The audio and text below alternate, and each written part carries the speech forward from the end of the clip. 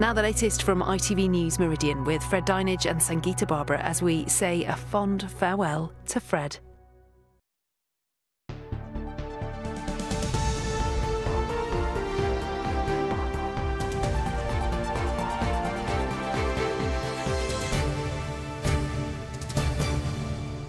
Welcome to ITV News Meridian. Tonight's headlines in the southeast. The Prime Minister visits Kent's biggest vaccination centre with one message: get boosted now, as scientists warn the Omicron variant has taken hold.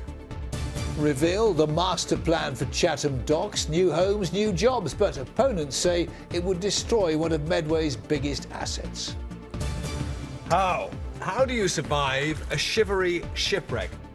And after almost 60 years on ITV, it's Fred's final day in the studio. Join us as we celebrate a remarkable broadcasting career with some lovely surprises on the way.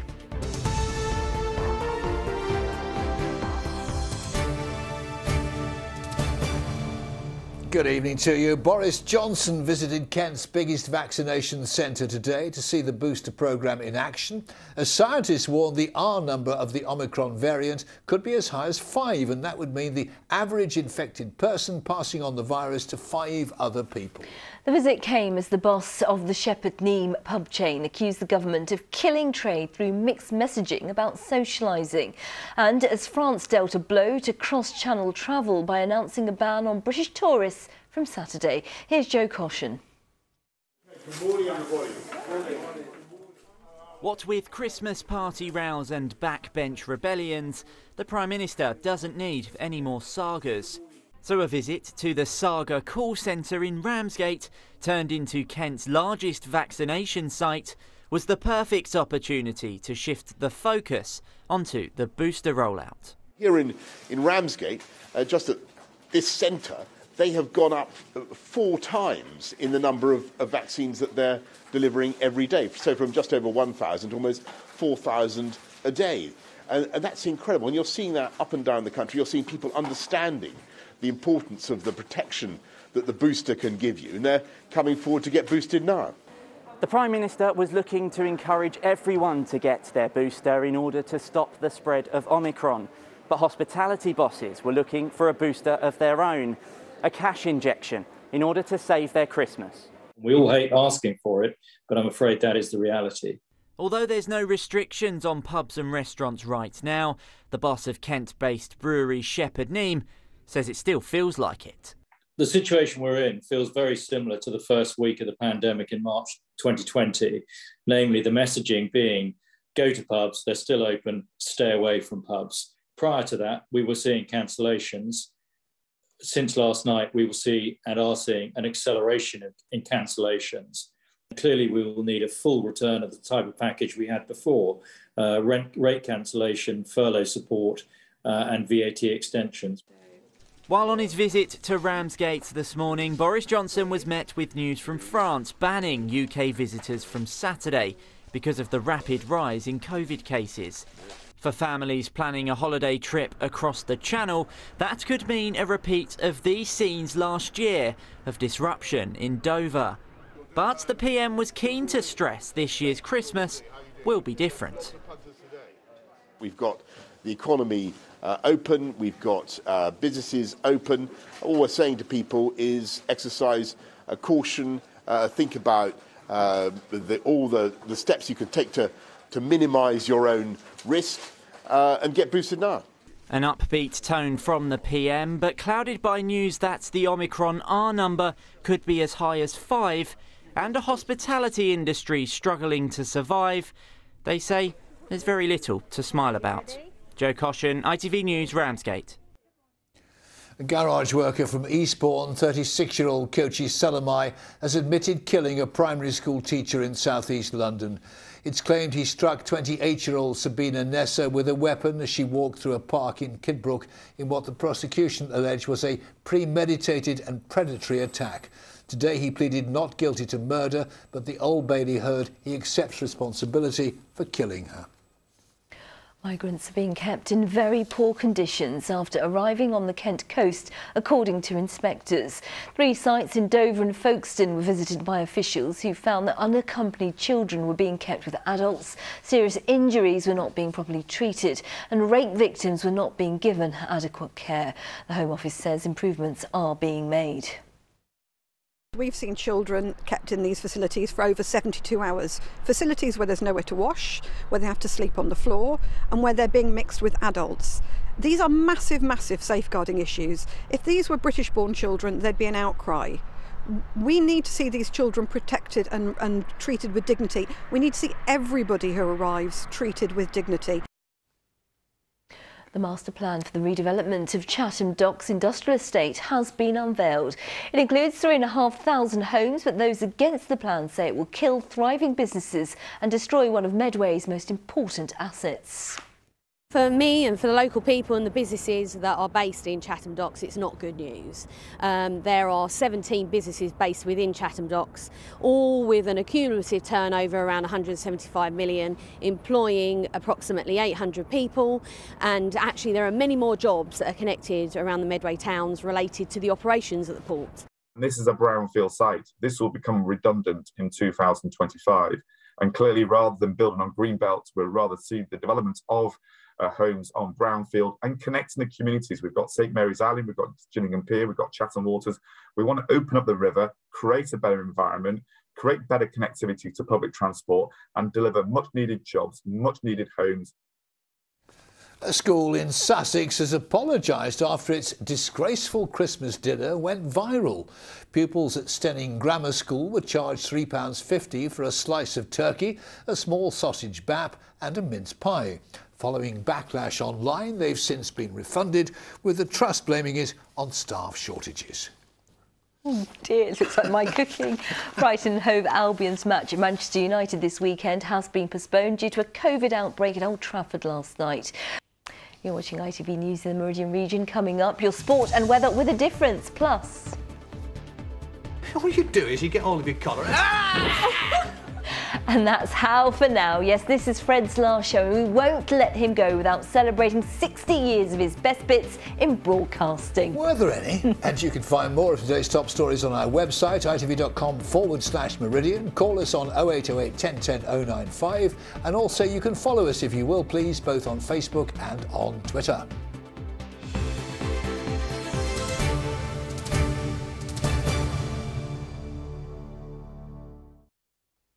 Fred, I hate to break this to you, but everything that you think is going to happen in the show from now on isn't. You're joking. Because this is your last day at ITV News Meridian. Yes. So we thought we'll have a few lovely surprises and celebrate a great broadcasting career. So the rest of the show is dedicated to you. But I'd learnt all these weeks. Don't worry about that. All your friends, your colleagues, all of our wonderful viewers want to take a trip down memory lane. So let's do that. Thank you. Fred, you are the friendly face that we all grew up with. The man who showed us how. Should float without any problem at all.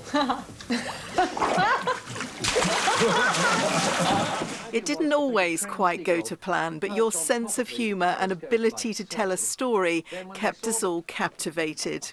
When they saw this, stay on there. As someone who grew up in East Sussex, you are an absolute living legend. He could read the phone book and you'd want to stay with him all the way from Alpha to Zeta. You know, he just has this natural warmth. It is your warmth and your ability to relate to everyone that meant you outlasted every other presenter, being part of How from 1966 to the present day.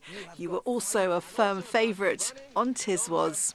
The first time we really met properly, I covered you from head to toe in custard. And even then, just the top of your head was sort of glinting in the light. You are an amazing guy. I do not know how you kept going so long. And you have been consistently so sickeningly good. Your skill as a broadcaster means you could span so many genres, moving with ease between children's TV, sport, sport. Good afternoon to you. A very warm, indeed hot welcome to what promises to be an extremely fast-moving edition of World of Sport. And news. The Queen Mary will begin her final transatlantic crossing from Southampton to New York. In 1984, you began as the main presenter for TVS. Coast to Coast was a ratings winner with Fern Britton by your side. 7 years we spent together, didn't we? And that was a very happy time. We had such laughs and such fun. And you taught me a great deal as well. Since Fern, there have been many other co-presenters, all with a story to tell. I'll never forget my first day. He took me down the corridor and he held my hand and he said, Tish Tosh, that was his name for me. No one else has ever called me that. Tish Tosh, you and me are going to be best friends. I'm going to look after you and you're going to look after me. And he really did. He just took me under his wing and he taught me everything. He was my first on-screen husband and he was just the most perfect gentleman. Debbie Thrower was one of your longest partnerships, lasting 16 years. Look at the way that Fred has remained friends with all the female presenters that he's worked alongside. I think that speaks volumes. Yes, he is a very generous presenter. He did share the limelight very happily. And you were still in a very happy partnership until this day. Sangeeta joining you on the sofa back in 2009. But it wasn't just your relationship with your co-presenters that was so strong. It was your connection with the audience. You were always happiest out on the road interacting with viewers. The annual Sandcastle competition attracted thousands to the South Speeches. Blow that hooter! Over the past 58 years, you have interviewed so many well-known faces, everyone from the Beatles to Dame Vera Lynn, and you have charmed them all. I'm going to kiss you, may I? You may. Oh, God bless you. You may. You've made an old man very happy. Oh, you don't look old, let me tell you. Stop it. No, you look very good. It's great to see you again. And somehow you persuade even the most reluctant of performers. A deer, a female deer, a ray, a drop of golden sun. Are you having me on? No. Oh, I see, okay. But you are never starstruck, equally as happy just chatting to children. So, who did this one? Me. That is a big baby. Your sense of humour is legendary. You're always willing to give anything a go. I'm never doing this again! See you later. There are so many memories, so many moving moments. She said, the man from How? And I desperately wanted to say, and do you watch Meridian tonight as well? But my courage failed me. And instead I found myself blubbering, I'm just so honoured to meet you, which I was. You have presented every major news story for more than 5 decades. Through the good times and the bad, you have always been there, a constant for us all. Who else has such a long and varied career? I can't think of anybody. Possibly David Attenborough, but the only other one who's spanned so many generations of television audiences. That's an extraordinary and unique achievement because he's a unique individual. Unique, brilliant, and loved by us all. You okay? Unbelievable. Fred, you have been on television 58, almost 40 with ITV. Do you like what you do? Oh, God, I've absolutely loved it. I mean, I started with a 7-week contract for Southern Television on a children's magazine programme. 7 weeks. 58 years later, I'm still here. How did that happen? But it has been a remarkable career. 60 years, all those stories that I saw in there. You know, the people that you've met, amazing. Oh, I've just been so lucky. I've met memorable people, brave people, you know, lovely people, you know. I've worked with some lovely people as well. Well, you've got every reason to be very proud. Thank you very much indeed.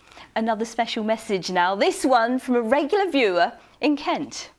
Hiya, Fred. You'll have to excuse the way I'm dressed because I've just got a part-time job in the grotto, you know, tied me over Christmas.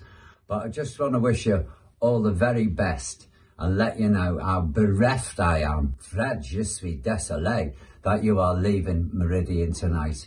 Fred, you're a broadcasting legend and I've watched you on the telly since I was, well, since we were both quite young, put it that way. Anyway, all the best, look after yourself and put your feet up. Happy Christmas, Fred. And you, Sangeeta. Ta-ra. Will you get in the line, please, and shut up? Oh, thanks to Paul and everybody else. So many messages. Piers Morgan, Kate Garraway, Michael Ball, Alfie Bow, Alan Titchmarsh, you'll love this one. Tim Peake, the astronaut who absolutely loves you. We'll look at those later. They're all going to be on our website. Incredible. Can I just say to everybody, thank you so much. Unbelievable. Unbelievable. Well, shall we do some sport now? That's comfortable territory for you, because I'm rubbish at sport. We've got Sarah Gom and Andrew Payton. We've all been PCR tested, just so everybody knows. Yes.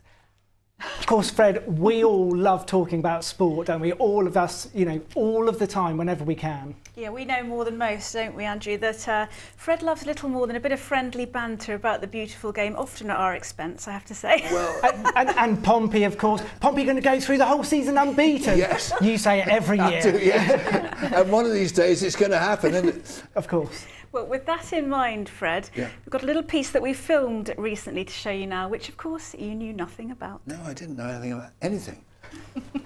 We've come to a place very close to your heart, Fred. A place you first fell in love with as a schoolboy during family holidays to Southsea. And when your television career took off, you became a director here. But as much as you love Portsmouth Football Club, it's clear everyone here loves you. Working alongside manager Harry Redknapp and owner Milan Mandaric, Pompey won promotion to the Premier League and the FA Cup. Happy days for the club, yourself, Fred, and Harry. Well, we had some great times at Pompey, Fred. You know, I think I was your chauffeur, actually, you and Milan. I went there as director of football that first year, and I don't really know what I was doing there, except sort of driving you and Milan to the games, up to Sheffield, up to Barnsley. But we had great times, great chats, good laugh. People always ask me where you had your best times, and I would put Portsmouth right up there as probably the best time and most enjoyable time. And being around you and Milan and the rest of the guys was great for me. Fred started his TV career as a sports presenter. In the 70s and 80s, that meant reporting on the success of Southampton Football Club under manager Laurie McMenemy. Though that didn't always go smoothly. Welcome to you. On South Sport tonight, how the Saints, complete with Kevin Keegan, got the new league season off to a dramatic winning start. And we've got the Meister himself, Laurie McMenemy. Oh, what a pillock. Oh, what a pillock. You're a living legend on TV. You and me go way back to when we were both in the north, and you did all sport and that up there. And you have worked so hard and become so popular. And I think not just the viewers will miss you, Fred, but the people that you've worked with and helped over the years. So good luck with whatever you're doing, Fred. And one day soon, I'll get you a ticket to come to St Mary's. Bye. Fred was a talented player growing up. Though his trial with Aston Villa did end with him scoring an own goal. But football's loss was TV's gain. So Sarah and I went to find out what you, our viewers, had to say to him. Thank you for giving us good news since I was a little girl and talking about football and that. Every night we turn our tally on and we have a lovely smile. We're going to miss you. Got a bit of a sense of humour there that makes things a bit more cheerful sometimes when they're not so cheerful. And he's great, isn't he? I wish him all the best. Yeah. I've seen him out and about, and yes, Fred, I have seen you in your slippers going into the co-op. So, yeah, no, it'd be sad. So good luck, Fred. We will miss you. I've been watching you since I was a little girl, so good luck, Fred. Yeah. Here's to the future. And Fred, hopefully that will mean you can visit your favourite Italian restaurant a bit more. Your old pal Giuseppe certainly hopes so. To me, he's a friend. He's a nearly part of the family because I know him so long, over 40 years, you know. He's a very fantastic man. It's nothing too much for him, you know. Many times people come, oh, hello, I can have a photo. He never said no. Always have the smile, you know. He's very, I mean, he's unique. Whether it's on screen, in the newsroom, or out and about. Fred loves nothing more than chatting football. I must be the only political correspondent who prepares for a live on the green by checking Portsmouth's latest score and checking the odds if Portsmouth are playing Blackpool. I really miss those bets, particularly the odd occasion when Fred's had to reach into his wallet for one of his old white fivers. But most of all, I'll miss working with one of the greatest and nicest broadcasters there's ever been. Fred, whether it's your colleagues, our viewers or your football club, we all agree you're the best. Oh, guys, thank you very much. And I'm just overwhelmed, to be honest. And Fred, that was the message we were getting again and again, wasn't it? it really was, wasn't it? Yeah, the message very much that you're not just a TV presenter, but you're a friend. That's so kind, and can I just say thank you to everybody who's taken part in all this. I can't believe it. I thought we were doing a serious second half of the programme. It's unbelievable. Thank you very much. We can do that at 10:30 if you want. You know, there's great news, Fred. Thank you, Sarah and Andrew. So, Fred, you might be leaving us, but this is not retirement. No, I'm going to still be working. I can never retire. I'm going to do some crime for another channel. How for ITV, which should be back in the new year. I'm doing a book as well. A book. So I've got a few projects on, but you know, I want to spend more time at home with Bev and smelling the roses a little bit, but you know, walking the dogs and walking the mountains, hopefully as well, Okay. COVID permitting. COVID permitting. Ready for another surprise now? Oh gosh. This one, my darling, is from me. Oh.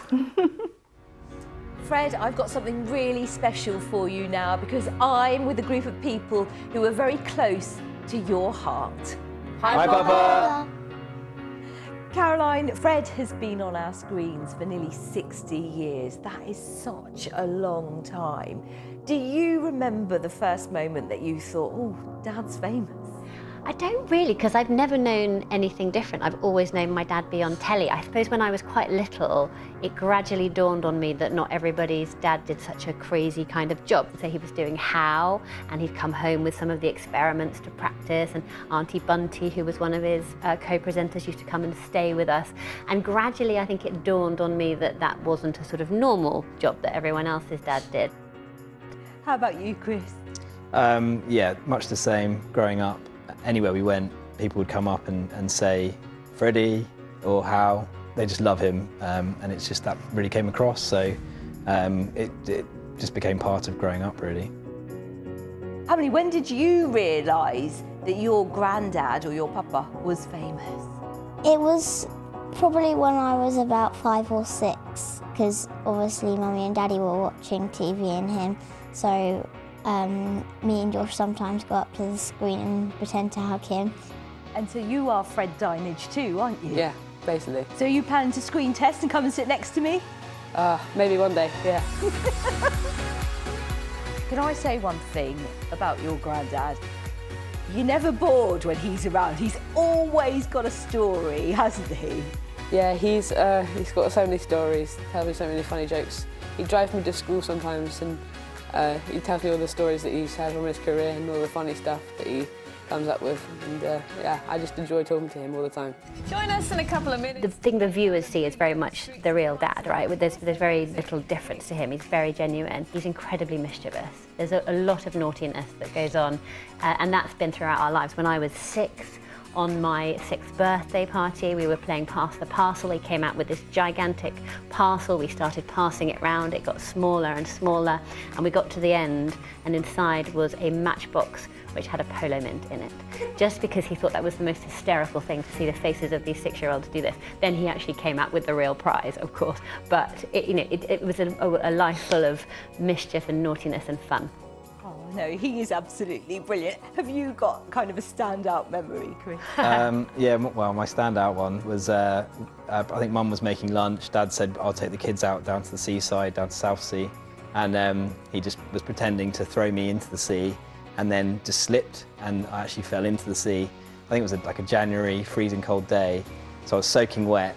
And the problem is my dad's very particular about his cars, so he wouldn't let me get into the car soaking wet, so he had to put newspaper down and put me on the newspaper to drive me home, so that kind of sticks in my memory. Yes. He's lucky he didn't make the headlines that day. Good evening to you. Every single day he comes in, he wants to know what's going on and what he's doing, and where does that all come from? This passion and drive? Yeah. And like committed. He has got that drive that just spurs him on to want to be the best. Having a dad like I have, it's made me want to be a better father for my children. He's just one of the best men that I've ever known.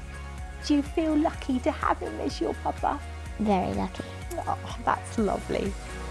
I think there's only one way to end this interview, isn't it? Okay, shall we? And that's... How for now. He's going to hate that. My wonderful family, I'll never trust any of them ever again. Yeah. How did you do that without me knowing? Well, you were on late news, fortunately, so I popped over. I came into the studio, said it went brilliantly. They've been sending me pictures all the time, checking that I'm okay, checking you're okay. Unbelievable. They're a beautiful family, Fred. You must be so proud of them as well. I'm so proud of my children, my grandchildren. I've just been so lucky, you know. You have been lucky, and we're really lucky now because Pip is with us. Now, Holly wanted to be here today, but unfortunately, she is genuinely under the weather. So, Pip. Yeah, I'm representing us both. Now, I'll let you in on the White Christmas intel after the show, but for now, Fred, I just have to say what an absolute privilege it has been to work with you. Not only are you just fantastic at what you do, but you are a lovely, lovely man. Not only that, you make my job so much fun. Of course, I'm just one in a long line of weather presenters who've crossed your path over the decades, and there are a few more who'd like to say a little something. Wow. Singing in the Rain was on at the Mayflower, and Fred said, look, we're going to put Singing in the Rain on for 30 seconds. I want you to do a little dance, and when you've done a little dance, do your weather. Beautiful evening. Okay, I said, Fred. Music started, I started my dance, and it started to rain. I looked at Fred, he had a big smile on his face, a horse pipe in his hand, and he was pouring water up all over the top of me. I treasure the memories of our evenings together on Meridian Tonight, but there's one evening that I'm still trying to forget. The Battle of Trafalgar. Storms were forecast, but we decided to risk it and go live. My goodness, we took a beating. It's times like those that bring people together.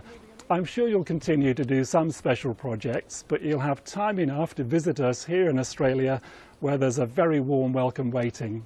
When I first joined Meridian all those years ago, to be told you're going to be sharing a dressing room with another children's TV legend, well, I imagine you found it quite hard. But we got on great and it was all lovely. As you know, with the weather, I was often out on location. My hair would look terrible. The wind would be blowing it all over the place. And I said to you, Fred, what can I do?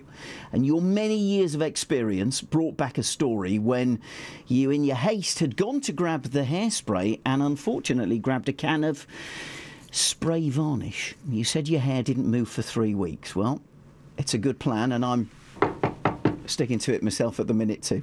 But listen, it's been lovely spending time with you. I loved working with you and I wish you all the very best. Good luck, Fred. Amazing, thank you. Oh, well, you know there is just one thing left for you to do, Fred.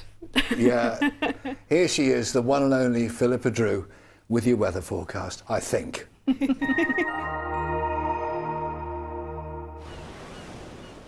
Feels like home, whatever the weather. Valent Boilers and Heat Pumps sponsors ITV Meridian Weather. All looking very quiet weather-wise then over the next few days. Lots of cloud, but the emphasis on dry conditions. It will also be turning a little bit colder as the days go by. Out there at the moment then, lots of cloud on the scene. Where we do have any limited breaks overnight, we could see a bit of mist and murk developing. And for all of us, it will be mild once again, lows of 7 or 8 Celsius by dawn.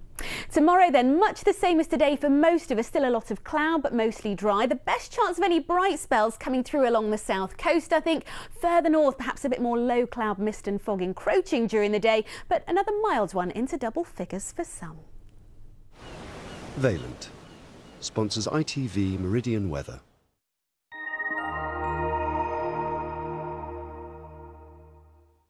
And in just a moment, the ITV Evening News with Charlene White. Fred, I've said not much tonight, have I? You've been amazing. I've been amazing. I've been so quiet. I've loved our partnership and we are literally, I think, about 6 weeks off our 13th anniversary. Well, lucky for some. Yeah, well, can I just say it has been a genuine joy to have worked with you and sat alongside you, and you are a really caring, lovely person. And I just want to say thank you to all of my colleagues, past and present. I've worked with some wonderful people. Most of all, and I've said it before, but I mean it, I want to thank all of our viewers for their incredible love and affection over all these years and all the hundreds of messages I've received. Thank you so, so, so much. I will be doing other things, but do look out for me in the street. Do walk up and say hello. And in the meantime, that from the old broadcaster is truly How for Now. Bye-bye.